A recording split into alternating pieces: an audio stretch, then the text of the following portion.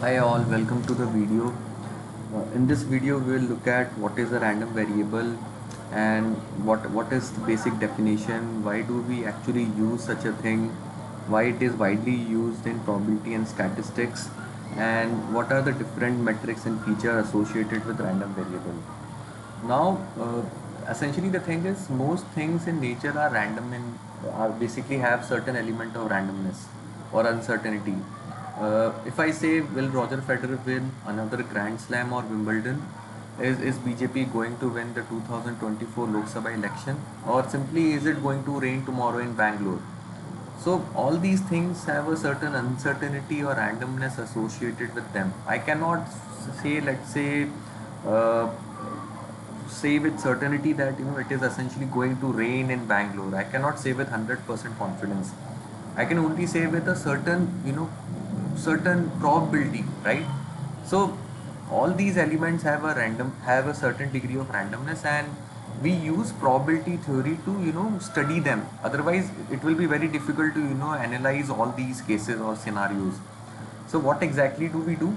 There is a certain element of randomness and uncertainty, and we use probability theory to model these situations using some expressions. And if you look at all probability and statistics theory, randomness is something that we try to model and capture, and all of data science, machine learning models, algorithms, try to save its certainty or capture this randomness, and this is the base of all these algorithms. So if we understand this concept here, then it would be easier for us to basically understand the other machine learning models. Now, when we say probability, there are certain definition or metric associated with that, and we'll basically try to keep it very simple. We'll not go into the mathematical details of it. So there are basically four things. One first is outcome. Outcome is let's say if I perform or let's say if I observe a process, what is the different outcomes? What is the different results of that process? Okay, let's say if I toss a coin, what are the different result possible? It is basically head and tail. So these are the two outcomes. Probability, now proportion of the times the outcome occurs in the long run. So let's say if I toss a coin, and if I toss the coin, let's say 100 times, what will be the probability of head? It is essentially the proportion of head that will be obtained once if I toss the coin 100 times.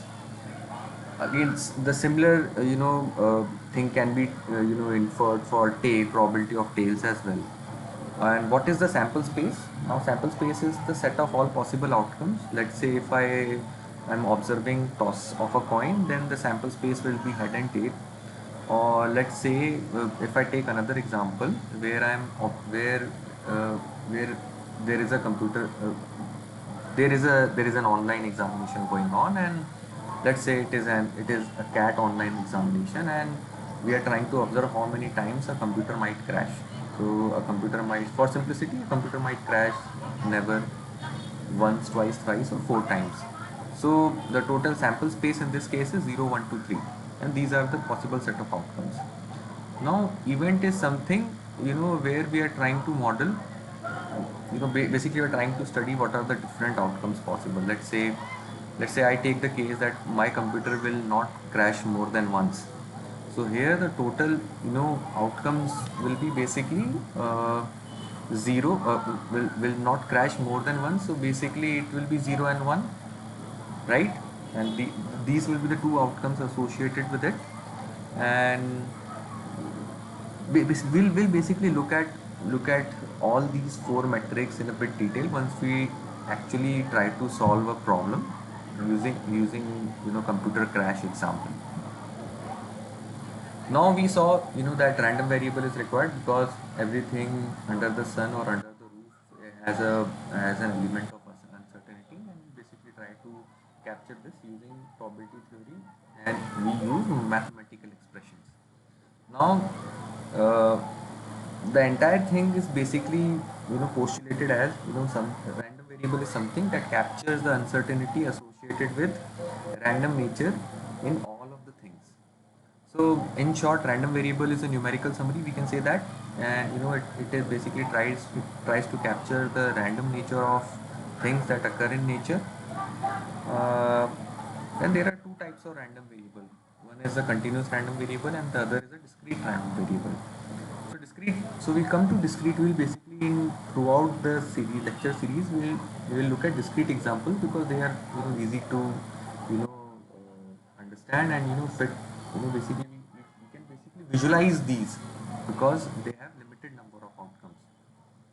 Now discrete has only discrete values. Let's say if I'm observing a process toss of a coin, then there are only two possible values, head and tail, or which are discrete. And if I basically say if I'm standing in an ATM and I'm basically trying to see what is the gender of the person that enters the ATM or the gender of the person that you meet next, again it is discrete, male and female. Whether I go to the gym, it is basically yes or a no, or grades of student A, B, C, D, E. Again, these are discrete. So outcomes are discrete. The possible values that a process or an experiment can take are discrete. Now, if we come to the continuous case, then it takes it. There are infinite number of values or outcomes possible with such a random variable. Let's say if I commute a bus and I go from my home to the coaching center or from my home to the office, then the values in time that it can take is anything between 0 to 1 hour. It can be 49 minutes, 30 seconds, 50 minutes, 31 seconds, and so on. So it is infinite. uh, Now in the next video we'll look at what is the probability distribution of a random variable and what is the cumulative distribution of a random variable. We'll try to look at through the lens of a discrete random variable again because it is very simple to understand.